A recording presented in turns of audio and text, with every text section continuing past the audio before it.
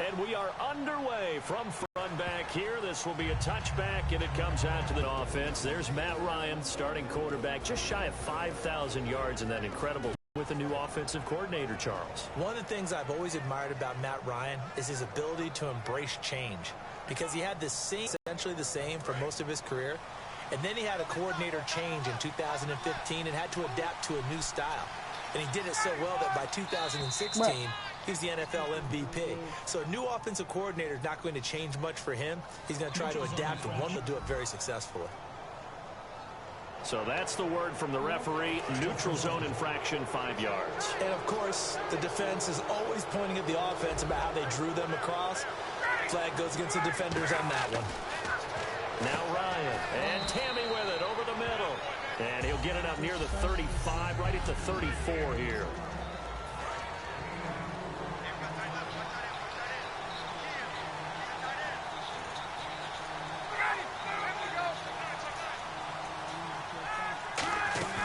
A fake to Freeman. Now it's Ryan. And he's just going to get rid of this thing. To no one here. He throws it away. And now it's third. Just play number 3 here on the opening drive, and it's an early 3rd and 1.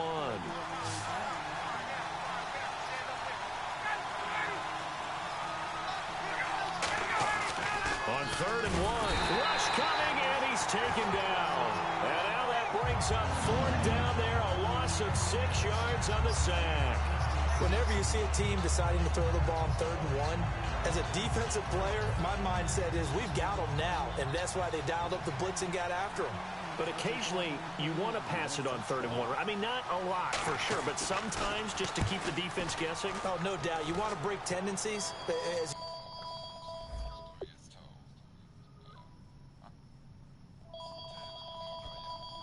With the game, because you don't want them to just say, oh, 3rd and 1, we know exactly what they're going to do. But in this situation, as an offensive lineman, as a running back, I want to know why I didn't get the football.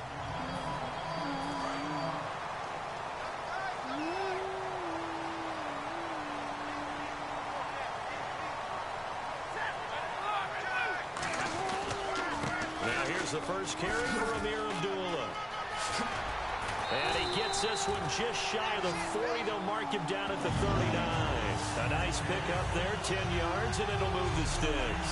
Well, this past season was tough for Abdullah. Foot injury costing him the last 14 games of the year, and that was a big blow. They could never really get that running game going, could they? It changed everything for them, because Theo Riddick, who is his backup, is really a 3rd down back. The guy that they want to use out of the backfield to catch passes in open space. He had to become more of a runner, and I think that limited his effectiveness at doing what he does best.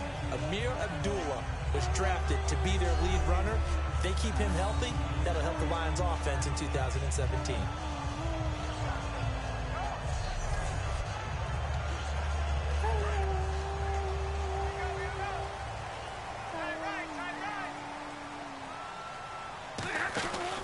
On 1st down, Abdullah.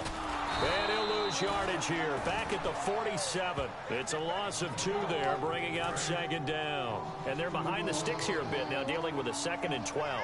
So the Lions go backwards there, and unfortunately that's something they saw a lot in 2015. They had the fewest rushing yards of any team in the NFL. And it's one of those dubious titles that no one really wants to claim. Even teams who say, well, don't worry about running it because we throw it all the time.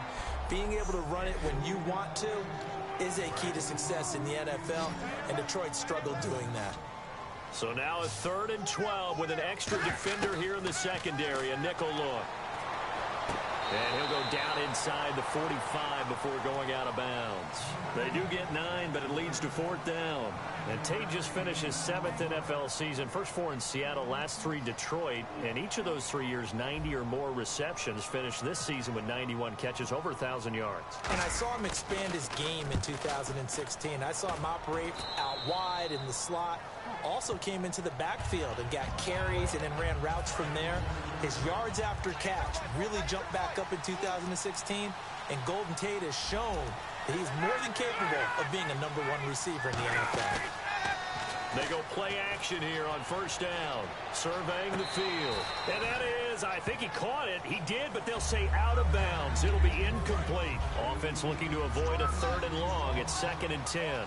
When tapping those toes, he tried to get both in bounds. He could not do it, though. In tap dance parlance, could not complete the shuffle. All right, needed to get that shuffle down with both feet, not just one. Is that what they say? There it is. You know, put a little sand down on the stage. I'll take your word for it, my man. He'll just toss it away. So he throws it away, and that brings up 4th down. Partner, how many times have you heard it? Pressure creates diamonds, right? But it also bursts pipes. And on that one, that's what they got. They got after him, and he was fortunate just to get rid of it. Yeah, he just had to chuck it away. He gets this one away, and boy, it's another boomer. Now it's Tate. 12 yards on the return that time, and the Lions will take over. And ready to go for another offensive series. Out comes Detroit, and a Detroit team that lost in the playoffs this year. Don't have a playoff win since 1992, but it was a tough end of the season. There were injuries involved, and I know you think that this is a crew that really could make some noise again next year, don't you? I do, because I think they gained so much confidence this season, battling back from a tough beginning, working their way into where they looked like they had a chance to win the division. And while they didn't do that, they did get into the playoffs. Despite a myriad of injuries, they think this team has a bright future, and they feel confident about 2017. And after that completion, you can understand why so many teams in the league are emphasizing speed on defense at every position. The tight ends have created so many tough matchups now. If you can't run with a tight end as a linebacker, this is going to be the result every time.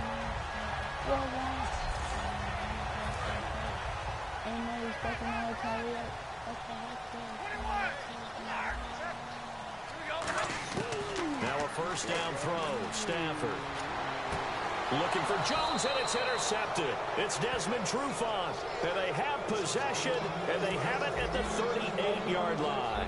Here comes the Falcon offense now as they get set to take over here. And 3 and out on the last drive. No points on the scoreboard. A little soul-searching now? I would say so, and they need to help out their defense a little bit. They've had to be on the field a lot more than normal, put them in some tough spots. But what's the old adage? When you get another chance, it gives you a better chance to do it right.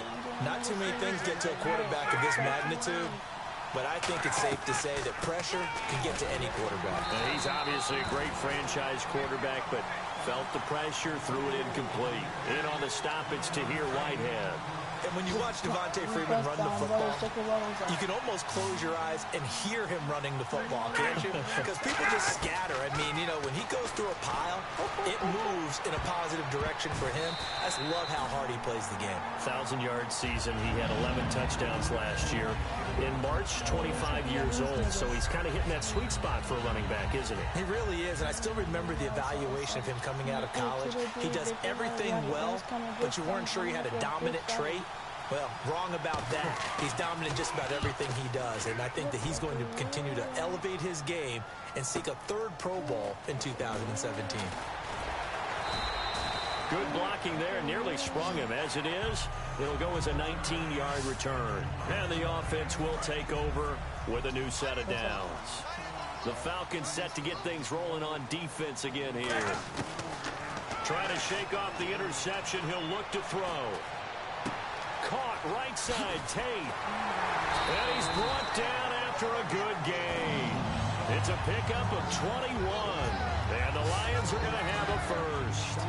Cool under pressure right there, escaping the pocket and finding what I think was not his primary target.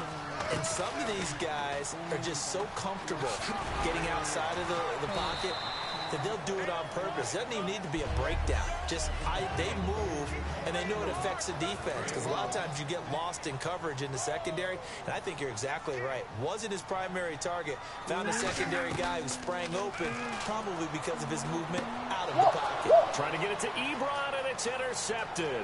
And some room to work.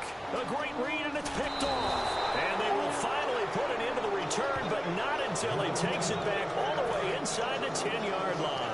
Atlanta now coming out on the field. And last drive, 3 and out. Still a goose egg on the scoreboard. How do they break that goose egg?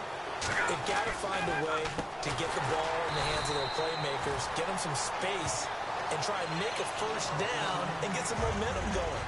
It's been a struggle for them throughout the game, and that 3 and out on the last possession, that told you just how stalled they are on offense. So who will step up here? We'll see.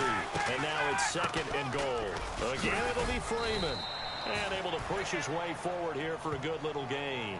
A nice run there as he picks up 6. It's going to be 3rd and goal now.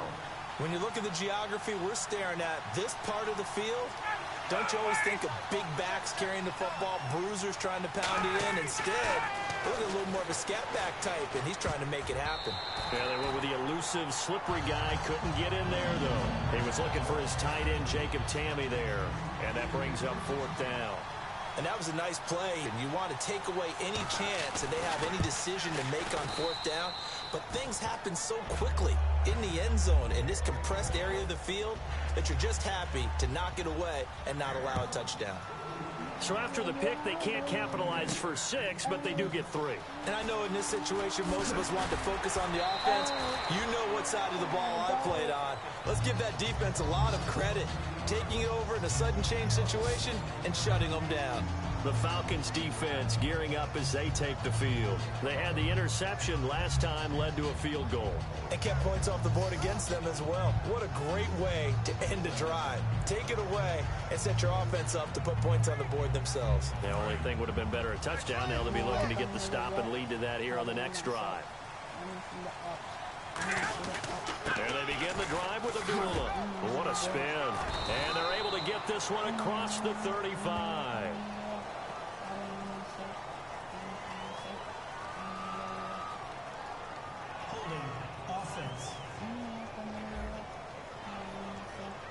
So a little grabbing there, but this time it goes against the offense for holding. They'll wind up losing a full 10 yards on the play. They come up in an offset eye. Now it's Stafford. And here's another interception, the 3rd of this first quarter. A great read, and it's picked off. And his guys will take over at the 25-yard line.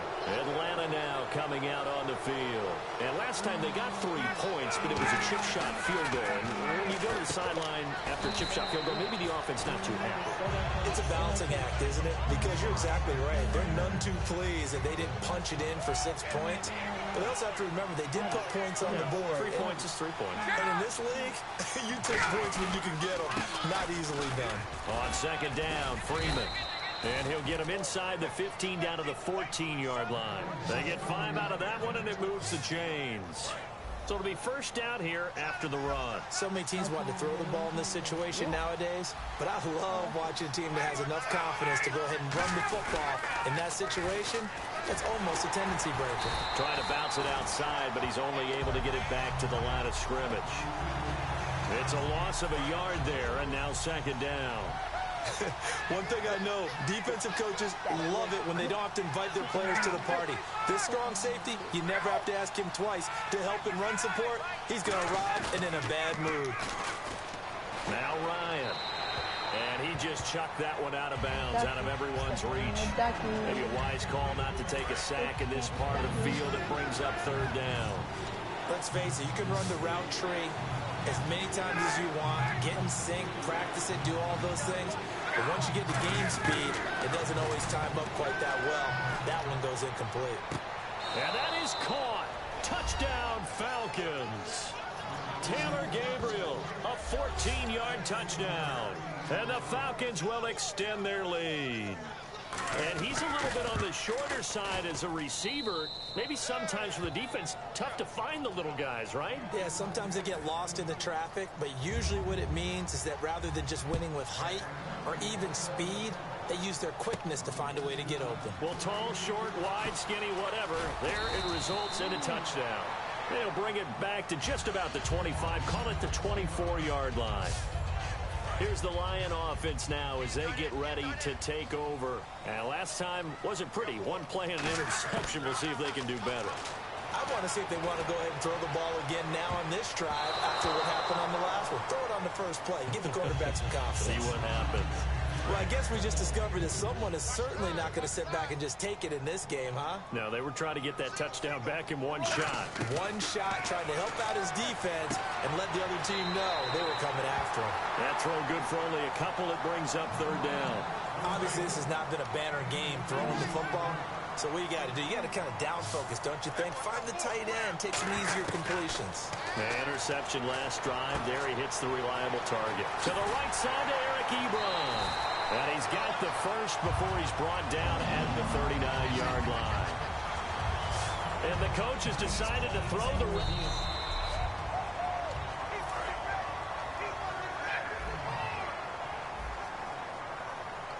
Well, he challenged the play. It did not pay off. And that means he lost a timeout in that challenge. And as a coach, you hate that. Don't know if you took the... Man, it's caught at the 6-yard line. Touchdown, Detroit. Marvin Jones, 61 yards. And the Lions have got it back to a one-score game. Charles, there aren't really any slow receivers, but there's fast and then really fast. He's really fast, and he showed off the afterburners there. And that he is, because when he took off, I was thinking there is no chance that he can actually reach him with that pass. Yet he did, and he's still sprinting. And just think about what that does for everyone else on his team, because his ability to stretch a field opens things up for the rest of the receivers on the team. Here's Martin now following the score as he'll send this one away. That'll be taken in the end zone. And no run back here. This will be a touchback, and it comes out to the 25-yard line. Here comes the Atlanta offense now ready to take over here. And they will simply, Charles, be looking to duplicate what they did last drive when they were able to push it in for 6. And they hope it'll be that easy, right? To be able to take exactly what happened before, replicate it. Look at this, middle of the field, a breakaway. Touchdown, Falcons. Taylor Gabriel with his second touchdown in this opening quarter. And the Falcons are able to show off their quick strike ability. That's a heck of a start to this one for him here in the first quarter. 2 receiving touchdowns, just getting on defense. I've got to figure out how to slow this guy down, because when one guy shreds your team, that's demoralizing. Make him spread it around at least. But right now, he's showing no signs of slowing down. Take you home and show you all. And Detroit getting set to go now. Last time they were out, they scored. Still trailing here, though, so some work to do. But it's okay. You need to bring it back. Mindset. Because they scored the last time, they're not quite as worried about being down on the scoreboard, because now their confidence is a little bit higher. They feel like they got something going, and they feel like they can attack again and put more points on the board. Are you scoreboard watching if you're the offense, or are you just focused on this drive? We wouldn't be telling the truth if we said that they didn't scoreboard watch. Everyone does it to some extent. You've got to set it aside right now and just focus on this series. That'll take care of the scoreboard if they punch it into the end zone. That one intended for Anquan Bolden, and it's third down. It's a tried and true formula, and I don't think it'll change for as long as we play football. If someone's trying to throw the ball and you can put pressure on them and make it tough, that's only going to help your defense. Yeah, he's since being hurried. He got rid of it. And got his man complete. And a big 32-yard play on third. Well, even after all those interceptions, he's not deterred, still confident to go deep at work there. I think all the old rules about playing that position still apply. If things go wrong, you still act like you're the best player out on the field. You still carry that supreme arrogance with you and continue to fire the ball. I've seen guys have games like this, and this is where you find out if you're great or not. Can you overcome some interceptions and still lead your team to victory? He was trying to find Marvin Jones that time, and that'll bring up second down. And when all else fails as a defender, when you're not there in the coverage, your best friend is exactly what we saw there. A big play shot taken by the offense. Unfortunately, it ended in a big drop. I miss it. Kiss it, kiss and squeeze it. I just want to please it. It's easy. I want you. I need you. Cause I miss love so strong. Love your love so strong. Baby, you've been gone for too long. Been gone for too long.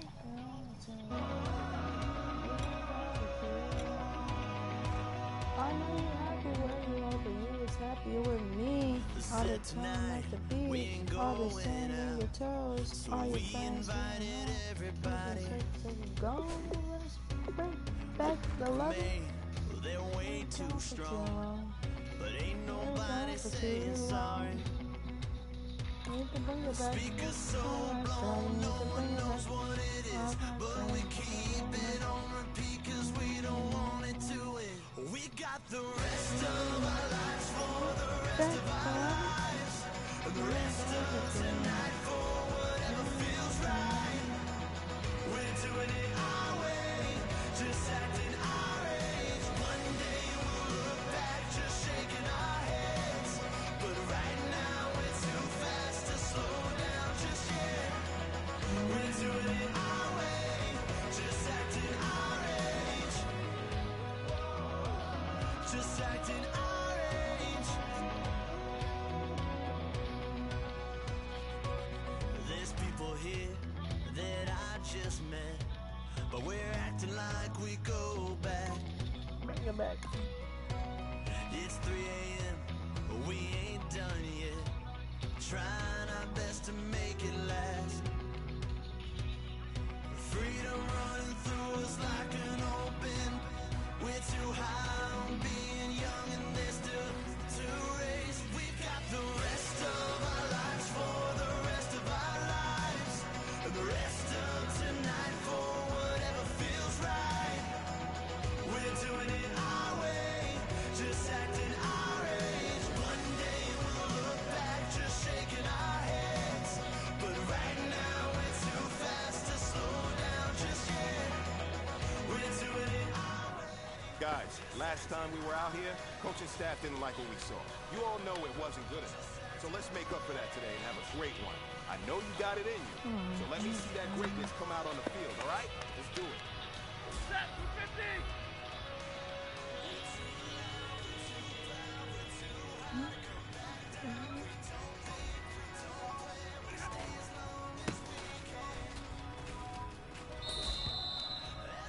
Let's bring back the love.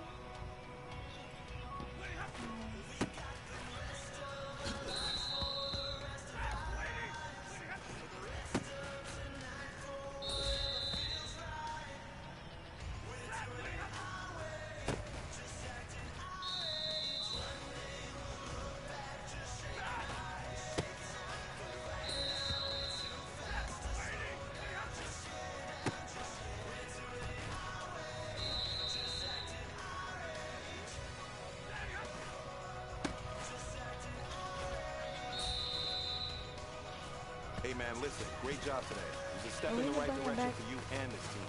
And as long as you keep moving in the right direction, we're going to be just fine.